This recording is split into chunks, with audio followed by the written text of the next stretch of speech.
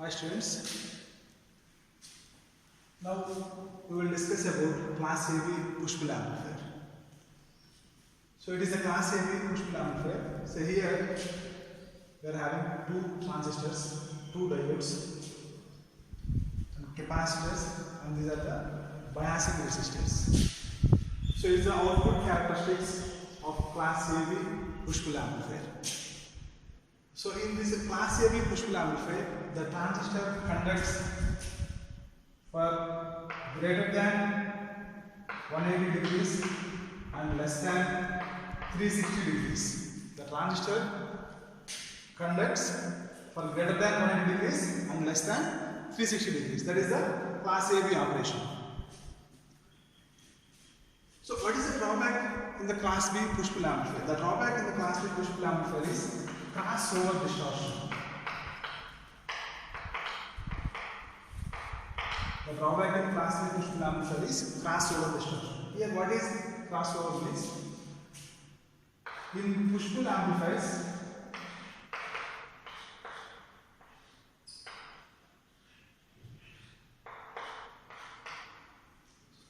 amplifiers, at a time the two transistors will be in off condition.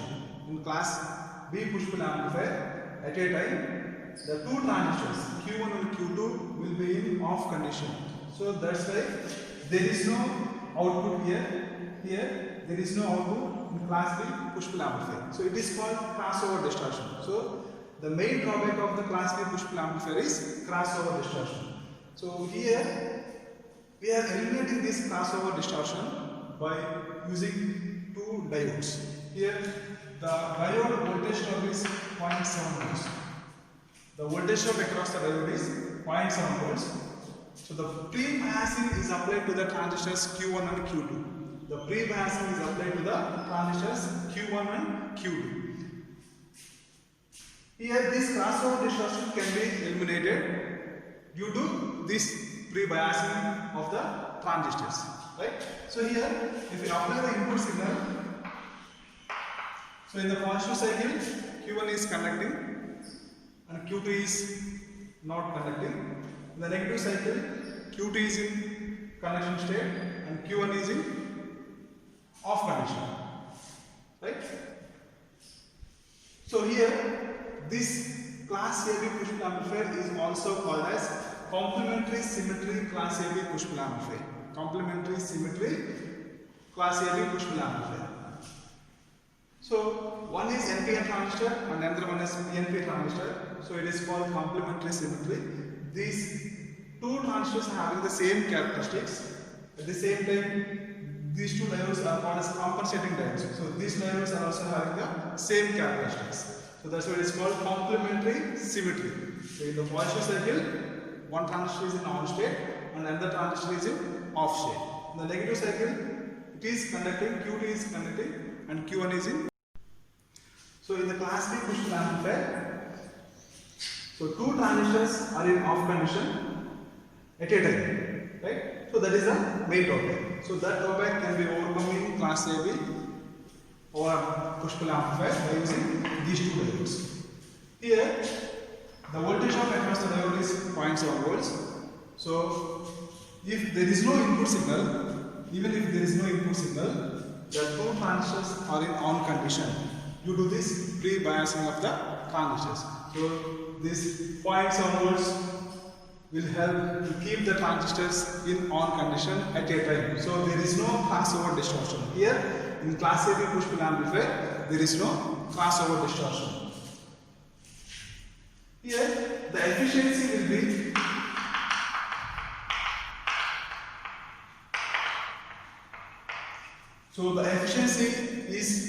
decreased compared to class B push-pull amplifier. It is nearly around 70%. The efficiency is nearly around 70%. Whereas in class B push-pull amplifier, the efficiency is high compared to this class AB power amplifier. See here, it is the output characteristics. So these are the output characteristics. In class B push-pull amplifier, the Q point is placed near the cutoff point. In class B push-pull amplifier, the Q point is placed near the cutoff point. But in this class AB push-pull amplifier, the Q point is placed above the cutoff point. The Q point is placed above the cutoff point. So this is the Q point. This Q point is placed above the cutoff point. But in this class B push pull amplifier, Q point is placed at the cutoff point. So here, even if there is no input signal, the collector current flows. So due to that collector current, the negative going cycle is produced in the output. So due to that collector current, the negative going signal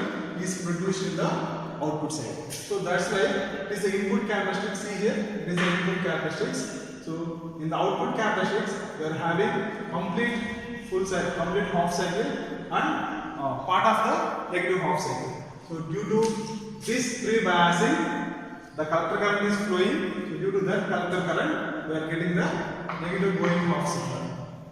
So these are the output characteristics of the class B push pull amplifier. So the advantage of this push pull amplifier is here they are eliminating the standard taper transformers. We are not using any standard taper transformers. So that is the main advantage. And the drawback is here the efficiency decreases compared to class B. The efficiency decreases, so it is nearly equal to 70%. When it comes to advantage, so here, okay, so it is about class AB push pull amplifier. Okay, it is a class C power amplifier. So it is the input waveform and it is the output waveform for the class C power amplifier. Here in the class C, the transistor conducts for less than 180 degrees of the input cycle. The transistor conducts for less than 180 degrees of the input cycle. So that's why in the output waveform we are having this type of current pulses, right? So the transistor conducts for less than 180 degrees of the input cycle. So here we are getting like this. This is less than 180 degrees. This is a circuit diagram of class C power amplifier. The biasing resistor, due to this biasing resistor, most of the output waveform is wasted. So here, due to this biasing resistor, most of the signal is eliminated. Most of the output signal is eliminated due to this biasing resistor. The function of the transistor is it produces a series of current pulses.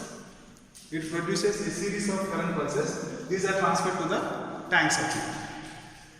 Here, it is a parallel combination of L1 and C1. It is a parallel combination of L1 and C1. It is a tank circuit. So the transistor produces a series of current pulses and these are transferred to the tank circuit. Here, this tank circuit oscillates to the input frequency and eliminates the remaining frequencies. So it oscillates to the input frequency and eliminates the remaining frequencies. So when it comes to advantage, it has high efficiency. It is nearly the efficiency of class C power amplifier is 90%. So it has high efficiency and this amplifier is used in radio frequency applications. When it comes to the advantage, it is not suitable in other applications. So between 20 Hz to 20 kHz is not suitable in this range. So only class C power amplifiers are used in radio frequency applications. So efficiency is also high. Here it creates a lot of interference.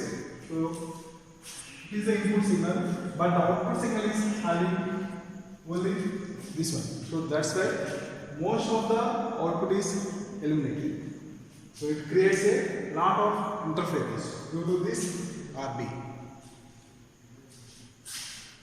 So it is a class D power amplifier. It is a class D power amplifier. Okay. When it comes to applications, see here. This can be used in RF amplifiers, RF oscillators, tune amplifiers, and FM transmitters. So when it comes to class D power amplifiers, here these two transistors are Q1 is NPN transistor and Q2 is PNP transistors. Q1 is NPN and Q2 is PNP transistor. So if you apply the input cycle, so in the positive half cycle, Q1 is conducting and Q2 is in off state. So in the positive half cycle, Q1 is conducting and Q2 is in off state. So here this Q1 acts as a switch. If Q1 is on, so here Q1 acts as a switch. So the voltage across the Q1 is 0. Here the voltage across the Q1 is 0 and the current will be maximum.